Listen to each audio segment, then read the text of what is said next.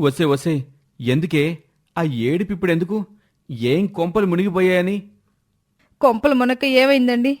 మనం ఇంత కష్టపడి వీడియో చేస్తుంటే సబ్స్క్రైబ్ కూడా చేసుకోకుండా 89% మంది మన వీడియోలు చూసి వెళ్ళిపోతున్నారు.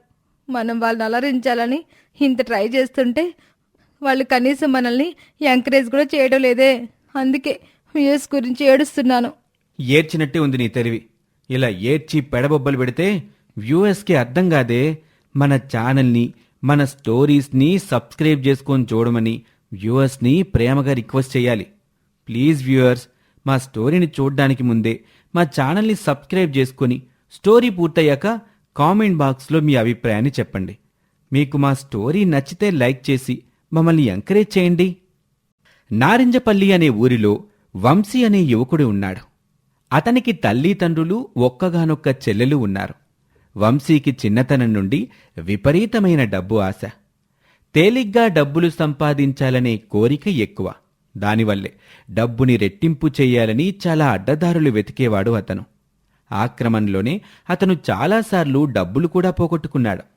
అలా కొడుకు తప్పుదారులు పడుతున్నాడని, అతన్ని దారిన పెట్టాలంటే అతనికి పెళ్లి చెయ్యాలని వంశీ తల్లిదండ్రులు నిర్ణయించారు. అందుకే ఈ నిర్ణయాన్ని వంశీకి చెబుతూ అతని తండ్రి, చూడ్రా, ఏదో తాతలు సంపాదించిన ఆస్తులుండబట్టి ఇన్నాళ్ళు నువ్వు వెధవేషాలు వేసినా నడిచిపోయింది. కానీ నీ జులాయితనంతో ఒక్కొక్కటిగా ఆస్తులన్నీ తరిగిపోతున్నాయి. అవతల నీ తర్వాత ఒక ఆడపిల్లుంది. దానికి అచ్చటా ముచ్చటా తీర్చాలి, పెళ్లి చేసి ఒక అయ్య చేతిలో పెట్టాలి. ఇప్పుడు నన్నేం చేయమంటావు? ఈ సోదంతా నాకెందుకు చెప్తున్నావు నాన్నా? ఓహో, ఏదైనా మాట చెబుతుంటే పౌరుషం పొడుచుకొస్తుందే. సరే, ఇప్పుడు చెప్తున్నాను విను. నేను, అమ్మ నీకొక పెళ్లి సంబంధం చూశాం. కాబట్టి నోరు మూసుకొని ఆ పిల్లని పెళ్లి చేసుకో. లేదంటే మనకి మిగిలిన ఈ కొద్ది ఆస్తులు కూడా ఎవడికో రాసి పడేస్తాను. ఆహా, నువ్వలా రాసేస్తే చెల్లిపోతుందా? ఇవన్నీ మా తాత ఆస్తులు. చెల్లకేం చేస్తుందిరా? నీ తాత సంపాదించిన ఆస్తులన్నీ నువ్వు ఏనాడో తగలేశావు. ఇక మిగిలినవి నేను కష్టపడి సంపాదించినవి. కాబట్టి ఇక నీ వెధవేషాలు సాగో అని తండ్రి వార్నింగ్ ఇవ్వటంతో ఇక చేసేదేమీ లేక తల్లిదండ్రులు చూసిన పిల్లని పెళ్లి చేసుకోవటానికి ఒప్పుకున్నాడు వంశీ. అలా సంధ్య అనే ఒక పల్లెటూరు అమ్మాయితో వంశీకి పెళ్లి జరిగిపోయింది. పెళ్లి తరువాత కొద్ది రోజులు వంశీ మారినట్టే ఉన్నాడు. కాని ఆ మార్పు ఎన్నో రోజులు మిగల్లేదు. మళ్లీ అతని డబ్బు పిచ్చికి తనకి అత్తగారు కట్నం కింద ఇచ్చిన ఆస్తులు, భార్య నగలు అన్నీ షేర్ మార్కెట్లో ఇన్వెస్ట్మెంట్లని, కోడి పందాలని మొత్తం నాశనం చేసేశాడు. అలా పెళ్లైనా, బాధ్యతలు భుజాన పడినా తమ కొడుకులో మార్పు రాలేదన్న దిగులు మొదలైంది వంశీ తండ్రికి. దానివల్ల అతనికి గుండె జబ్బు రావటం, ఆ జబ్బుకి తోడు అప్పుడప్పుడు వంశీ తండ్రి ఆస్తి కోసం తండ్రితో గొడవపడ్డంతో ఒకరోజు బీపీ పెరిగి గుండెపోటొచ్చి వంశీ తండ్రి చనిపోయాడు. ఆ తర్వాత కార్యక్రమాలన్నీ పూర్తయ్యాక బాధ్యత లేని తన కొడుకుతో తల్లి ఇలా అంటుంది. యారా దరిద్రుడా, మా కడుపున చెడబుట్టావు కదరా. ఇన్నాళ్ళు నువ్వెన్ని వేషాలేసినా ఆ మనిషి భరిస్తూ వచ్చాడు. చివరికి నీ డబ్బు పిచ్చితో ఆ మనిషి ప్రాణాలే మింగేశావు కదరా అంటూ కొడుకు మీద కోపంతో రెచ్చిపోయింది ఆ తల్లి. ఆ క్రమంలోనే ఆమె కూడా గుండాగి చనిపోయింది. అతి తక్కువ సమయంలోనే తన కారణంగా తన తల్లిదండ్రులిద్దరూ చనిపోయినా వంశీలో ఏ మార్పు రాలేదు. డబ్బుల మీద అతనికున్న ఆకలి తీరలేదు. తన భర్త అంత చేస్తున్నా వంశీ భార్య సంధ్య ఎటూ మాట్లాడలేకపోయేది. అందుకు ఆమె కారణాలు ఆమెకుండేవి. అలా తన భార్యతో పాటు తన చెల్లెలి బాధ్యత కూడా వంశీ మీదే పడింది చివరికి.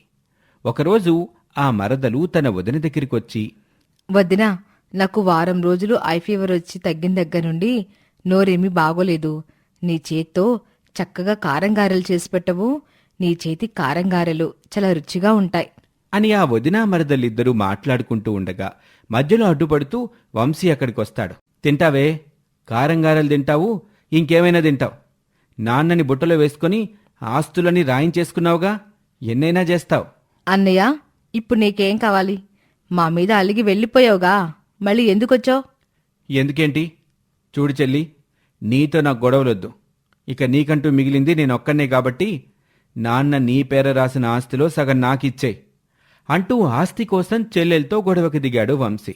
అలా చాలాసేపు ఆ అన్నా చెల్లెళ్ల మధ్య వాగ్వాదం జరిగాక మధ్యలో వదిన సంధ్య కలగజేసుకుంటూ ఇలా అంటుంది. చూడు కీర్తి, నువ్విలా ఎంత గొడవ పడినా ఆ మనిషి మారడు. అతనికి డబ్బు పిచ్చి పట్టింది. డబ్బుని రెట్టింపు చేస్తానని ఇప్పటికీ ఎంత డబ్బు తగలేసాడో కూడా తెలియడం లేదు. చూస్తుండగానే ఆస్తులన్నీ కరిగిపోయాయి. మా పుట్టింటోళ్ళు ఇచ్చిన కట్నం, నగలు అన్నీ నాశనమైపోయాయి. ఇప్పుడు ఆ కన్ను నీ పేరు మీద ఉన్న ఆస్తి మీద పడింది. అందుకే ఇచ్చేయమ్మా. ఇప్పటికే ఊళ్ళో సగం పరువు పోయింది.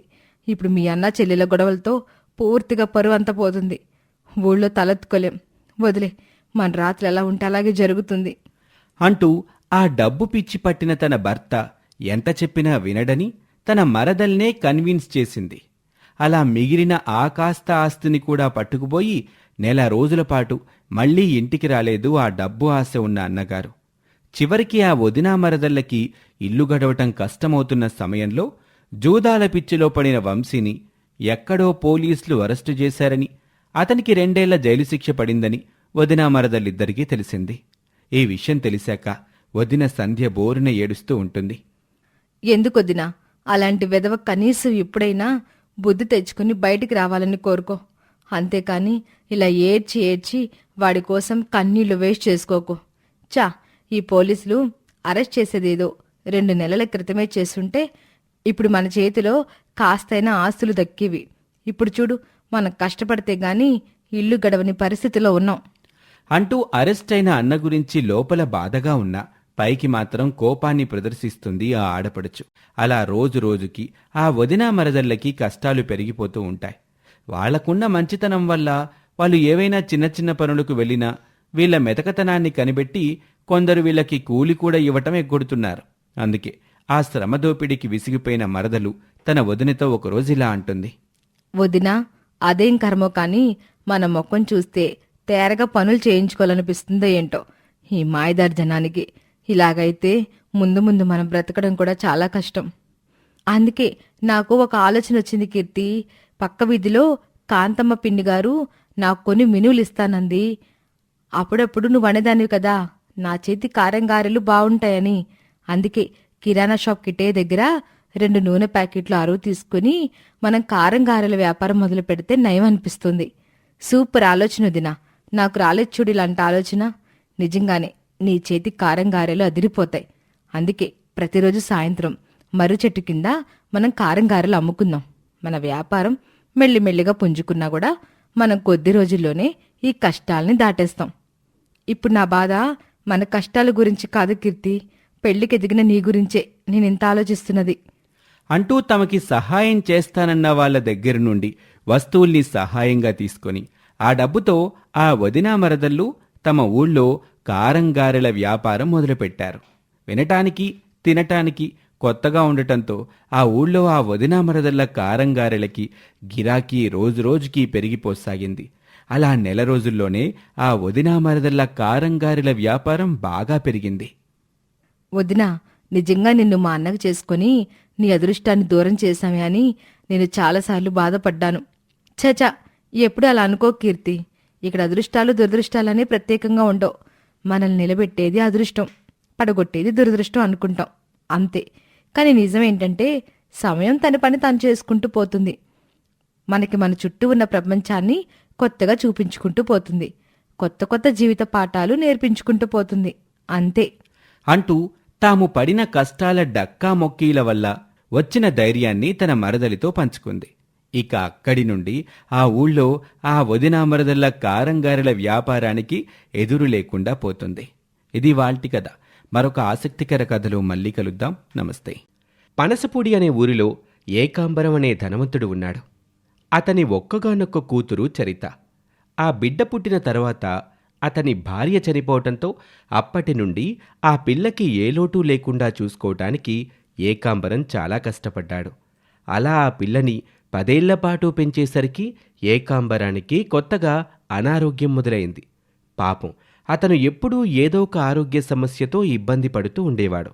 అందుకే అన్ని ఆస్తిపాస్తులున్నాక తన బిడ్డతో సంతోషంగా ఉండాల్సింది పోయి కనీసం తన కూతురిని ఆప్యాయంగా దగ్గరకు తీసుకుని లాలించే అవకాశం కూడా తక్కువైపోయింది అతనికి. అలాంటి సమయంలో ఏకాంబరం ప్రాణ స్నేహితుడు గోపాలరావు ఒకరోజు ఏకాంబరంతో ఇలా అంటాడు. ఒరేయ్ ఏకాంబరం, నీ ఆరోగ్యం చూస్తే రోజు రోజుకి ఇలా అయిపోతుంది. అవతల మన చరితను చూస్తుంటే ఎదుగుతుంది. అందుకేరా నా మాట విని నువ్వు మరో పెళ్లి చేసుకోరా అంటున్నానని కాదు. ఇలాంటి ఆరోగ్యం పెట్టుకొని రేపు నీకేదైనా అయ్యిందంటే పిల్లని చూసుకోవడానికి ఎవరున్నారు చెప్పు? అదేంట్రా అలా అంటావు? నిజంగా నువ్వన్నట్టు నాకేమైనా అయితే పిల్లని చూసుకోవడానికి మీరంతా లేరా ఏంట్రా? ఉన్నామని లేవని కాదురా. ఎంతైనా మేమందరం పొద్దున్నొచ్చి సాయంత్రం వెళ్ళిపోయే వాళ్ళమే తప్పితే పిల్లతో ఉండిపోలేం గదా. మాకు సంసారాలు, పిల్లలు, బాధ్యతలు ఉన్నవాళ్ళమే కదరా. సరేరా, ఇప్పుడేమంటావు నువ్వు? నన్ను రెండో పెళ్లి చేసుకోమంటావు అంతేనా? అవునరా, ఎవరైనా రెండో పెళ్లి అమ్మాయిని చూస్తాం. నువ్వు ఆమెను పెళ్లి చేసుకుంటే ఇంట్లో ఆడదిక్కులాగే కాదు, వయసు వచ్చేసరికి ఆడపిల్లకి అమ్మ కూడా అవుతుందిరా. సరేరా, నీ ఇష్టం అని చెప్పటంతో గోపాలరావు చాలా సంతోషించాడు. ఆ తరువాత ఆదిలక్ష్మి అనే అమ్మాయిని వెతికి ఏకాంబరంతో పెళ్లి జరిపించాడు. ఈ విధంగా తల్లి ప్రేమకి నోచుకొని చరితకి 10 ఏళ్ల వయసులో సవతి తల్లి వచ్చింది. నిజానికి తన జీవితంలోకి ఒక తల్లి వచ్చిందని చరిత ఎంత ఆనందించిందో, ఆ సవతి తల్లి మాత్రం తను కనకుండా వచ్చిన రెడీమేడ్ కూతురంటే అంత ఇష్టంగా ఉండేది. కాని ఆస్తిపరుడైన భర్త, ఊళ్ళో పెద్ద మనిషిగా పేరున్న వ్యక్తి కావటంతో ఆ సవతి కూతురి విషయంలో తన అయిష్టాన్ని భర్తకి తెలియకుండా మేనేజ్ చేసేది. ఇలాగే రోజులు గడుస్తున్నాయి.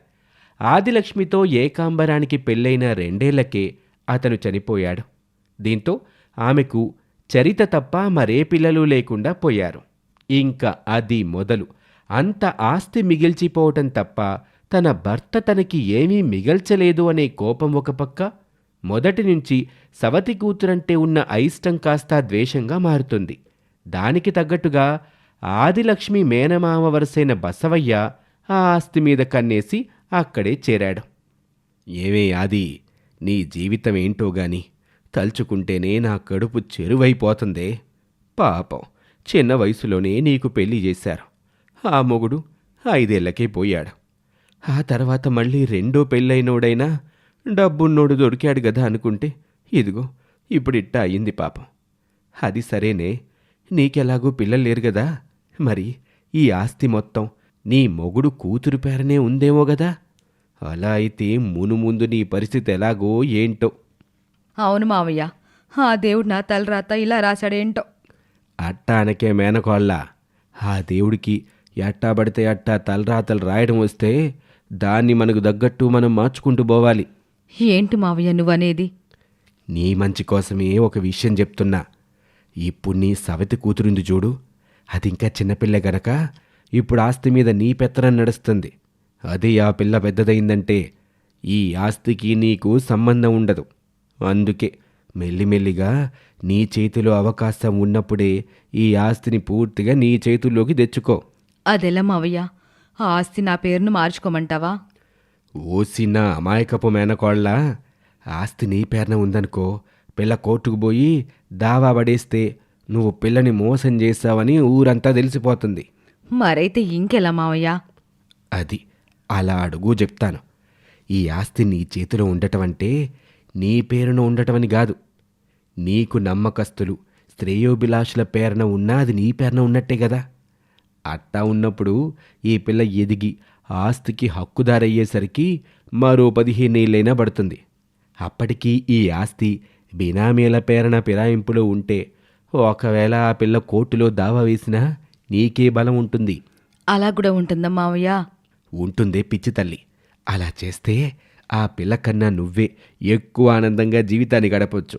ఆ దేవుడు నీకు వైధవ్యాన్నిచ్చాడేమో, దాన్ని నువ్వు వైభవంగా మార్చుకోవాలే అని మాయమాటలతో అప్పటి వరకు ఆమెలో లేని ఒక దుర్బుద్ధికి ఆజ్యం పోశాడు. ఇంకా అది మొదలు. ఆ మేనమామ చెప్పిన అడుగుజాడల్లో గుడ్డిగా నడవసాగింది ఆదిలక్ష్మి. దానికోసం తన సవతి కూతురు చరితని చదువు మాన్పించింది.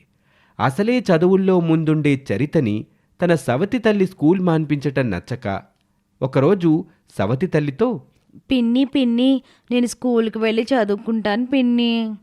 ఏంటి నువ్వు స్కూల్కి వెళ్ళేదే? అంటే నువ్వు స్కూల్కి పోయి కాలేజీలకు పోయి చదువుకుంటుంటే నీకు పని మనిషిలా వండి పెట్టి నువ్వు వచ్చాక నీ బట్టలు బూట్లు పిండుకుంటూ కూర్చోడానికా? నేనేమైనా నీకు బానిసని అనుకున్నావా? అయినా ఇప్పుడు నువ్వు చదివేసి ఎవరిని ఉద్ధరించనక్కర్లేదు. ఇలాగ ఇంట్లోనే పడుండు. అంటూ తన సవతి కూతుర్ని చదువు మాన్పించి ఇంట్లో కూర్చోబెట్టింది. మరోవైపు తన మేనకోడల్ని తప్పుదారి పట్టించి ఆమె భర్త ఏకాంబరం ఆస్తులన్నీ ఒక్కొక్కటిగా బినామీ పేరుతో తన పేరున రాయించుకోసాగాడు బసవయ్య. అలా రోజులు గడుస్తున్నాయి. ఒకరోజు చరిత ఏడ్చుకుంటూ అలా వెళ్తుంటే ఒక చెట్టు కింద ఒక సాధువు కూర్చొని కనిపిస్తాడు. ఏడుస్తున్న ఆ పాపని పిలుస్తాడు. పాపా, ఎందుకమ్మా అలా ఏడుస్తున్నావు?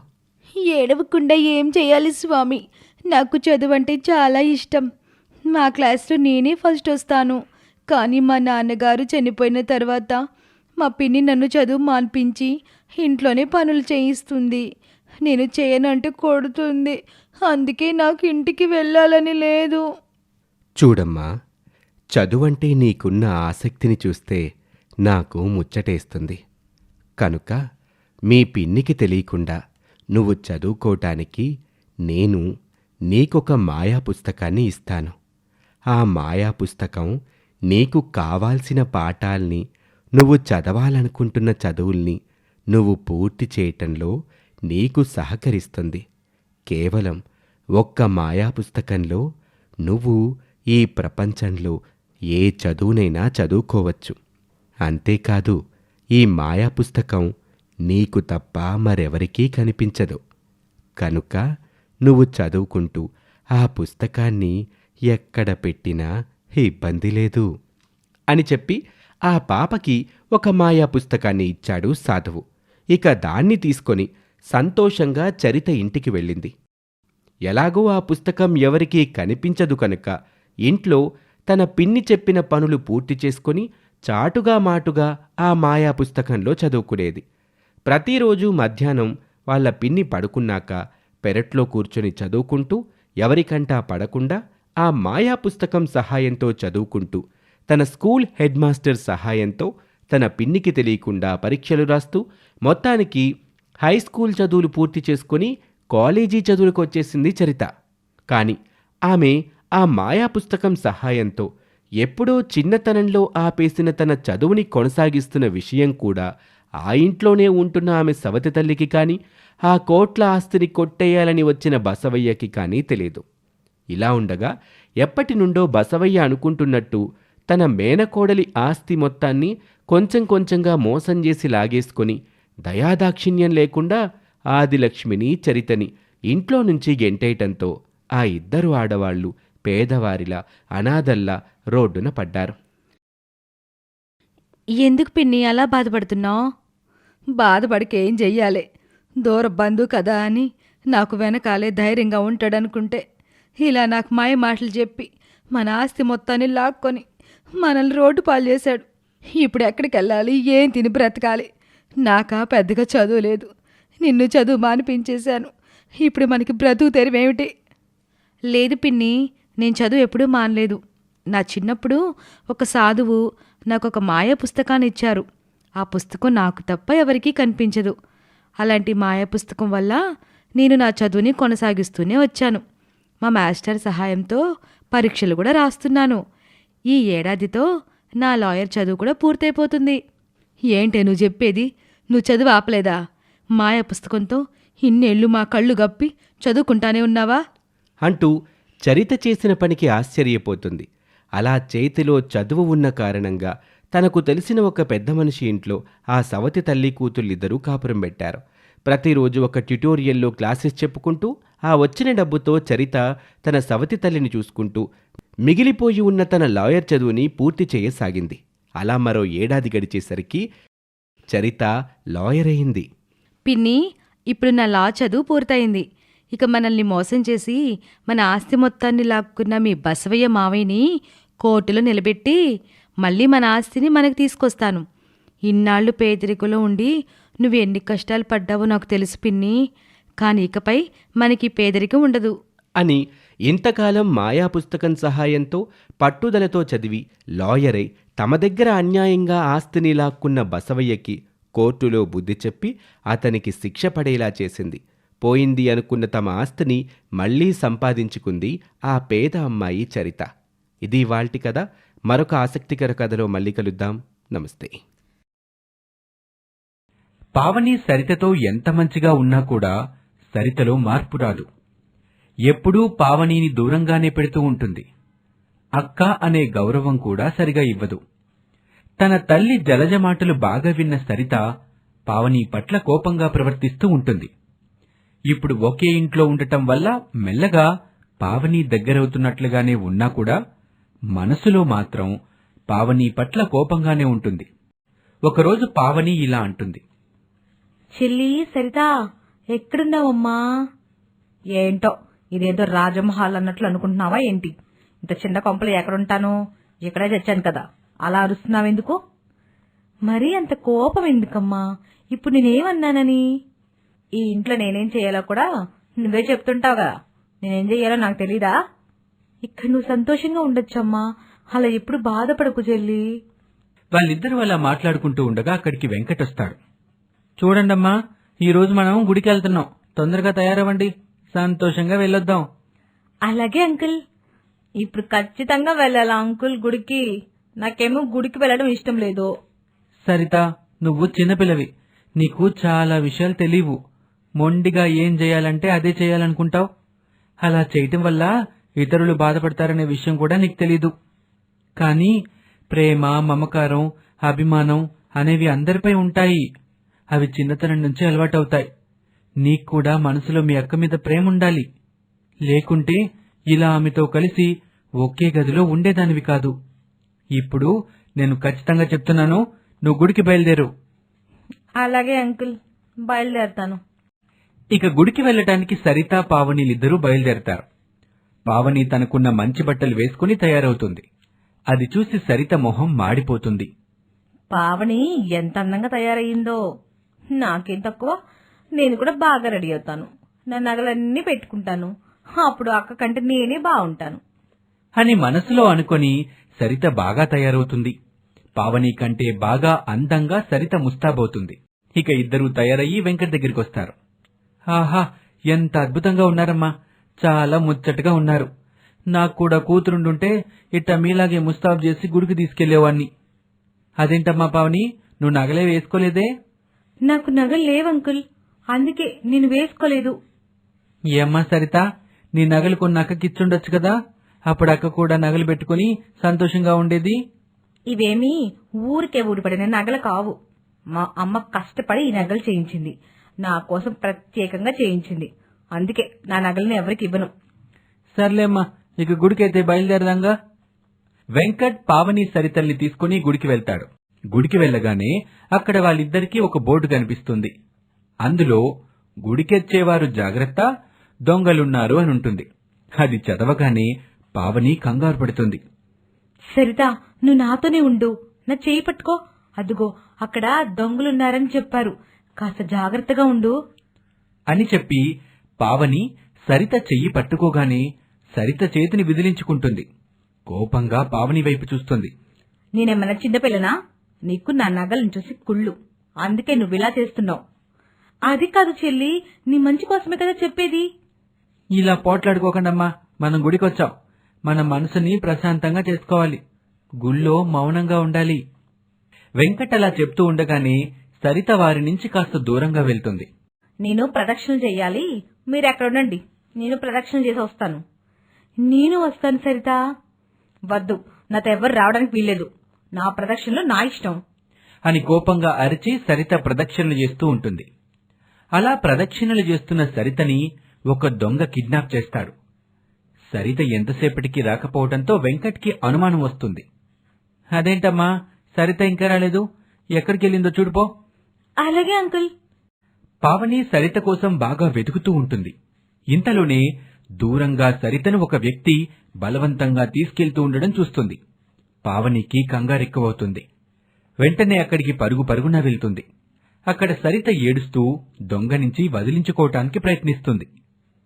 ఏయ్, దగ్గరికి వస్తే దీన్ని చంపేస్తాను. దగ్గరికి రాకు. అక్క కాపాడక్క, కాపాడక్క.